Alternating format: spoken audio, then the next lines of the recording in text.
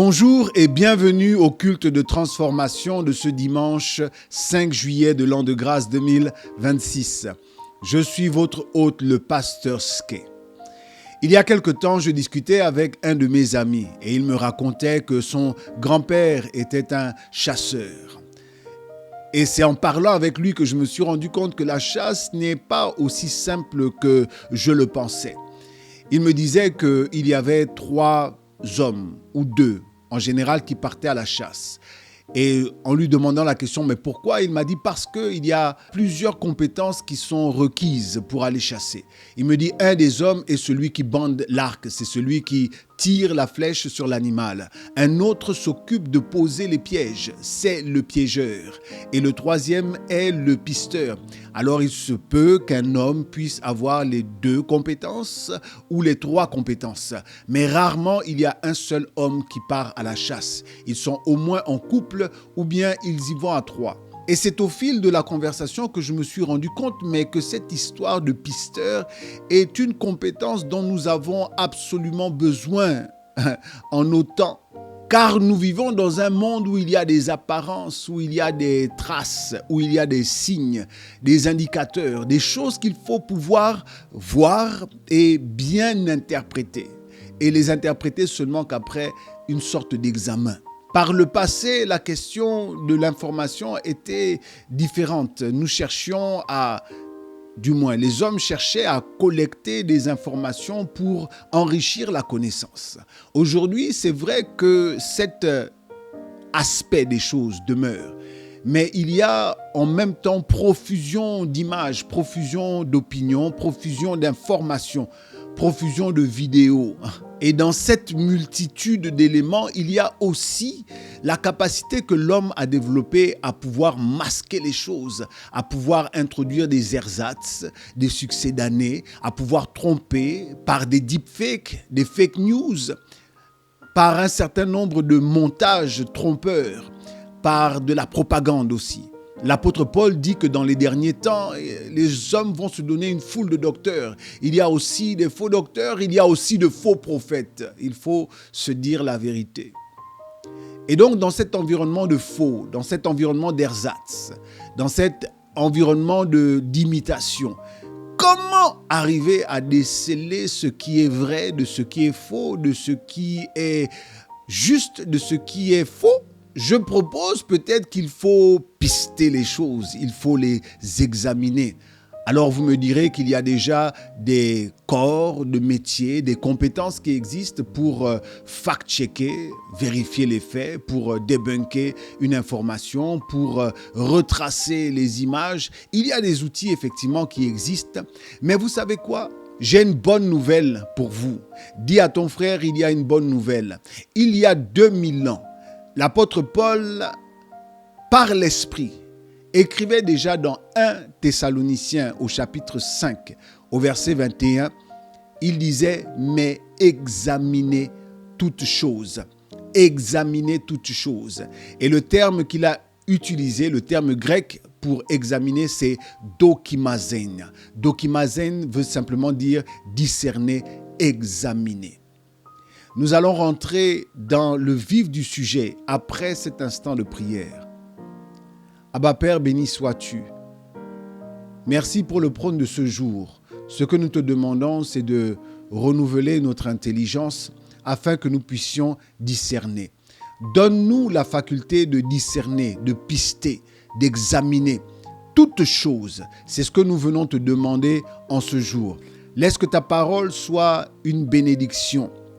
Qu'elle nous apporte la lumière, qu'elle nous apporte la lumière, qu'elle nous éclaire, qu'elle éclaire les ténèbres dans lesquelles, Seigneur, nous marchons dans ce monde. Béni sois-tu, Seigneur, pour ceux qui nous reçoivent.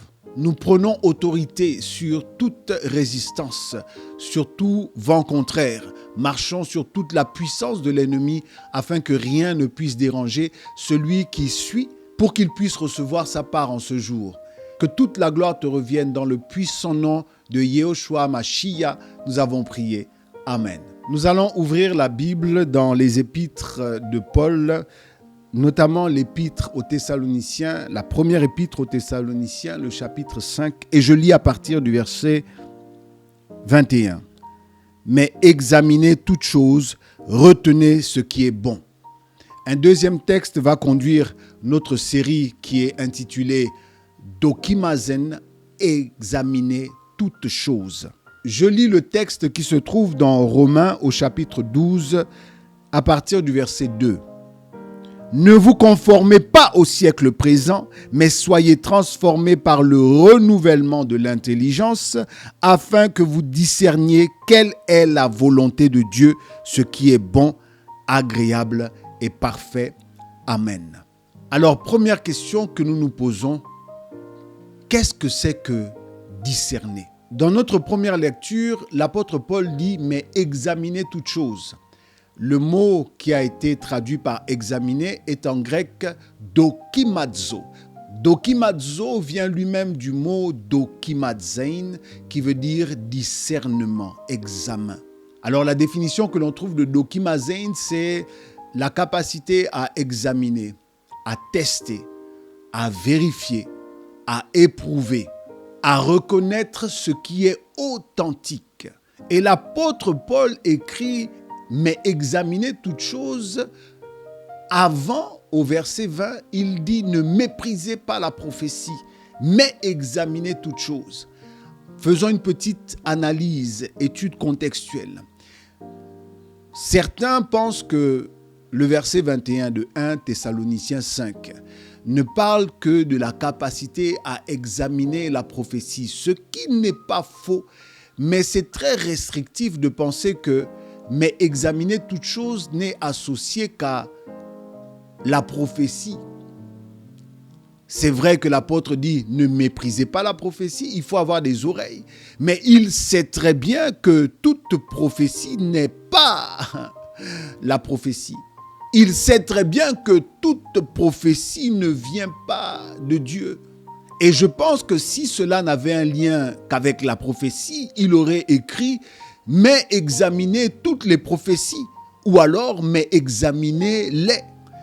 Mais ensuite, il dit, mais examinez toutes choses, retenez ce qui est bon. Alors, nous comprenons ici que la prophétie est un des aspects, à l'époque de l'apôtre Paul, qui était un des aspects où, justement, il pouvait y avoir du faux, où il pouvait y avoir des ersatz, où il pouvait y avoir une imitation, où il pouvait y avoir un semblant d'eux et qu'il fallait nécessairement l'examiner. Mais quand il écrit « mais examinez toutes choses », il comprend à l'époque que si la prophétie peut contenir du faux, la doctrine aussi peut contenir du faux. Et d'autres choses que l'on voit peuvent aussi contenir du faux. D'autres choses que l'on entend peuvent aussi contenir du faux. Et donc, il dit examiner toutes choses. Il nous disait déjà à l'époque que ce que l'on voit, ce que l'on entend, il faut appliquer un filtre. Il faut appliquer une méthodologie pour pouvoir discerner, filtrer ce qui est authentique. Dans le cas d'espèce, il dit retenez ce qui est bon.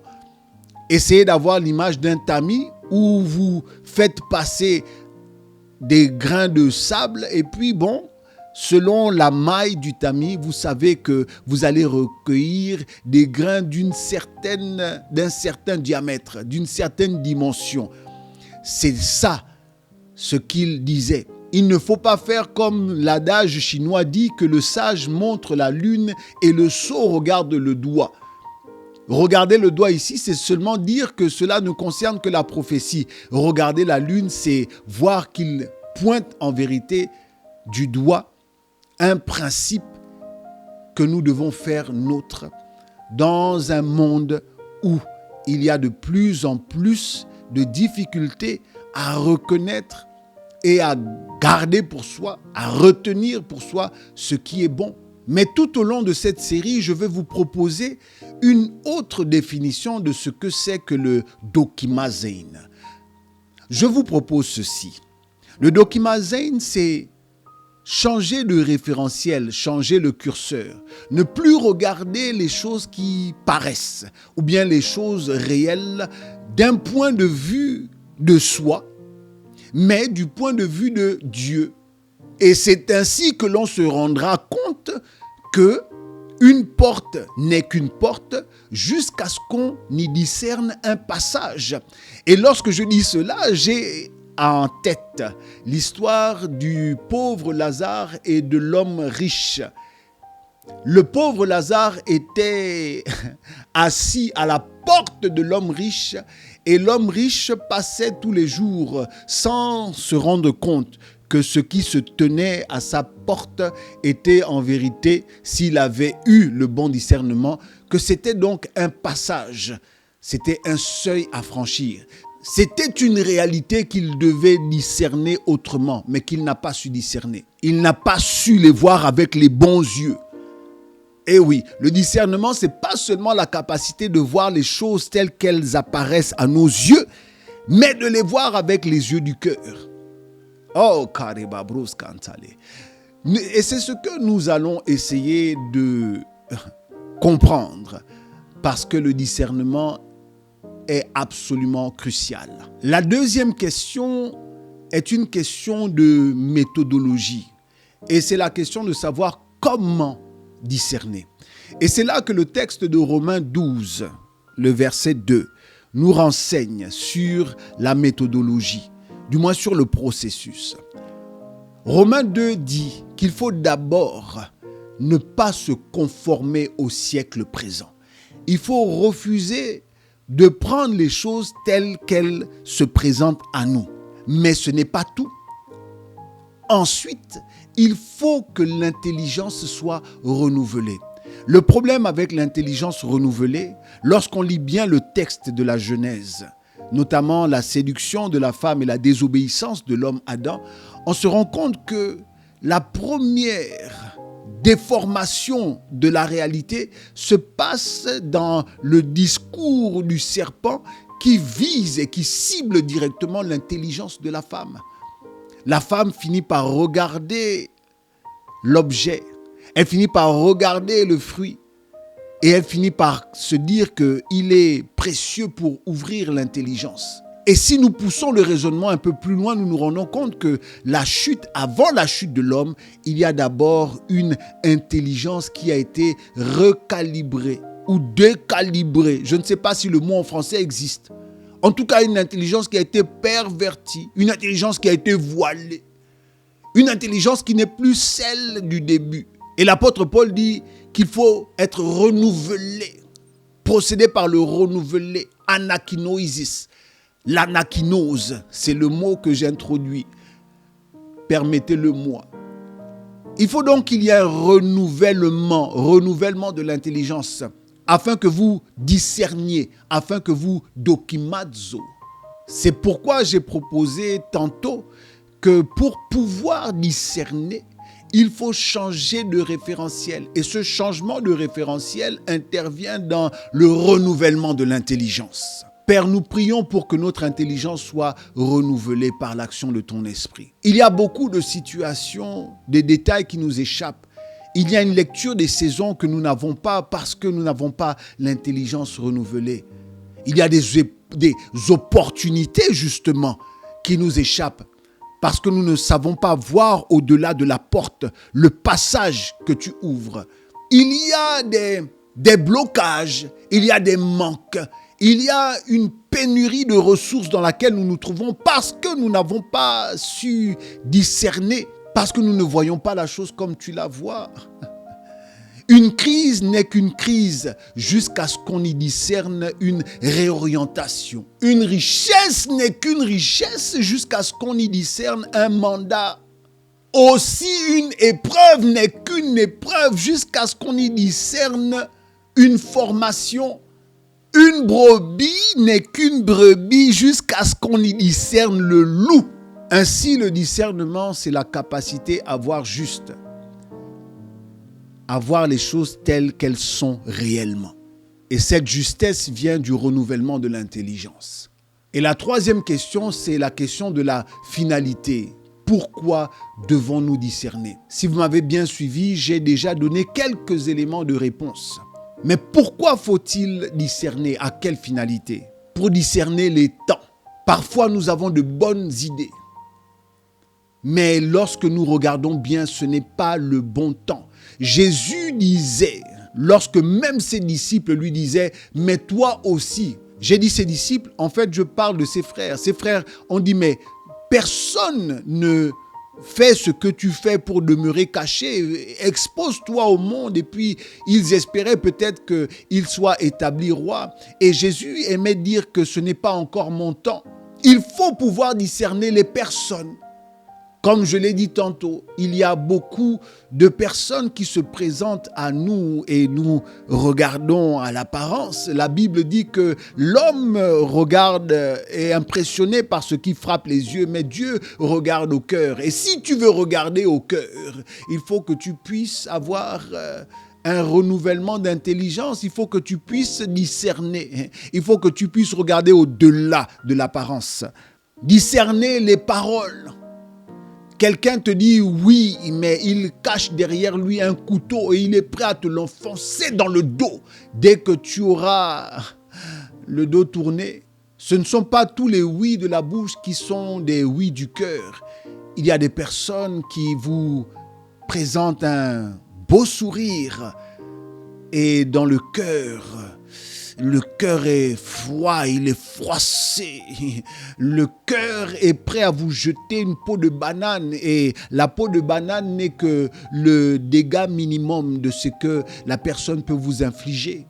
Il faut pouvoir aussi discerner les richesses. Pourquoi Dieu m'a-t-il donné autant? Nous le verrons dans les épisodes qui viennent, que tout ce que Dieu nous donne n'est pas forcément à nous.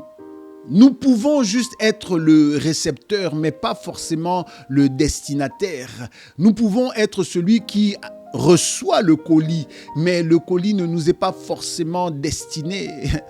Je me rappelle, il y a quelques années en arrière, lors d'un déplacement, j'étais dans une mission, dans un pays en Europe dont je tairai le nom. Et puis je me suis rendu dans une boutique où je voulais acheter un porte-monnaie en cuir, chez un grand fabricant. Et une fois que je l'ai acheté, j'ai pensé que c'était le mien. Mais dans l'avion du retour, j'ai vu dans le catalogue de l'avion qu'il y avait un autre portefeuille qui m'intéressait aussi. Et comme il me restait quelques deniers de la mission, j'ai acheté le portefeuille dans l'avion. Et ce portefeuille que j'ai acheté dans l'avion, j'ai commencé à l'utiliser parce que je l'aimais bien. Et après plus d'un an, un jour, j'ai voulu le sortir pour dire, je vais l'utiliser. Ça fait plus d'un an que je l'ai acheté. Et c'est à ce moment-là que j'ai eu la conviction et la révélation qu'il ne m'appartenait pas et qu'il fallait que je l'offre à mon père. Ça m'a pris encore quelques mois avant que je me décide à aller lui offrir le porte-monnaie en cuir que j'avais acheté à un certain prix. Et quand je l'ai offert à mon père, il y a, vous savez, une sorte de poids qui m'a quitté. Et j'ai su que le véritable destinataire de cet achat, c'était mon père. Je l'ai su après, mais en vérité, au moment où je l'achetais, si j'avais eu du discernement, je devais déjà savoir à ce moment que le propriétaire, c'était mon père. Ça fait maintenant plus de 10 ans que mon père a ce porte-monnaie et j'en suis heureux d'avoir fini par le discerner. Et c'est un peu comme ça avec les richesses que nous avons. Tout ce que nous avons ne nous appartient pas forcément. Et il faut du discernement pour le comprendre. Il faut du discernement pour comprendre les responsabilités, les mandats, les crises, les provisions, les portes que Dieu place devant nous. Tu es au boulot, tu as un chef qui est difficile, mais tu n'as toujours pas réussi à discerner pourquoi. Et depuis que tu pries que Dieu enlève ce chef qui est difficile, il est toujours là, mbembe. Il ne bouge pas, il est comme une statue devant toi, jusqu'à ce que tu discernes ce que Dieu veut faire au travers lui, pour ton bien. Nous avons besoin du discernement. Et par la grâce de Dieu, c'est ce que nous allons découvrir dans les épisodes qui viennent. Alors, retenons que Dieu veut nous apprendre à regarder vrai, à regarder juste. Et pour cela, il va renouveler notre intelligence pour que nous soyons capables de discerner quelle est sa volonté. Oh oui, la volonté de Dieu est une matière, si je peux le dire comme ça, qui doit être discernée. pour discerner justement ce qui est bon, ce qui est agréable, ce qui est parfait. Je veux prier. Abba Père, merci pour cet épisode qui introduit la grande série Dokimaizen, examiner toutes choses. Merci de renouveler notre intelligence par ton esprit. Donne-nous une intelligence dont le référentiel change.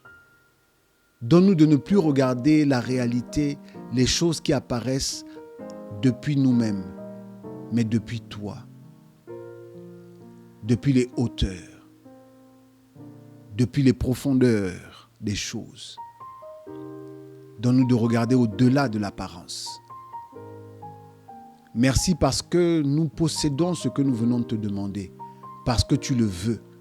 Tu veux que nous soyons capables de discerner. Et tu as pourvu l'esprit pour que nous soyons capables de discerner. Merci donc pour le renouvellement de l'intelligence qui nous rend aptes à discerner ta volonté, ce qui est bon, ce qui est agréable, ce qui est parfait. Que la gloire et la louange te reviennent au nom puissant de Yahushua Mashiach, j'ai prié. Amen. Si vous n'êtes pas encore abonné à la chaîne, n'hésitez pas. Il vous suffit juste de vous abonner, d'activer la clochette de notification pour recevoir nos dernières publications, d'aimer, de laisser un commentaire pour encourager, pour nous permettre de savoir si vous avez été bénis et de partager pour bénir d'autres personnes. Merci à tous ceux qui contribuent déjà à l'avancement de l'œuvre de Dieu. Les messages s'affichent maintenant même sur vos écrans pour pouvoir contribuer par vos dons, par vos offrandes et nous permettre d'être présents sur YouTube et de diffuser le contenu que vous appréciez. Je prie que le Seigneur vous rencontre dans vos difficultés, qu'il apporte en cette saison particulière un renouvellement de votre intelligence pour pouvoir discerner, pour pouvoir pister, pour pouvoir être un examinateur du réel et que notre vie soit transformée par le renouvellement de l'intelligence. Dans le nom puissant de Yeshua HaMashiach, nous nous disons à la semaine prochaine pour le premier épisode. Amen.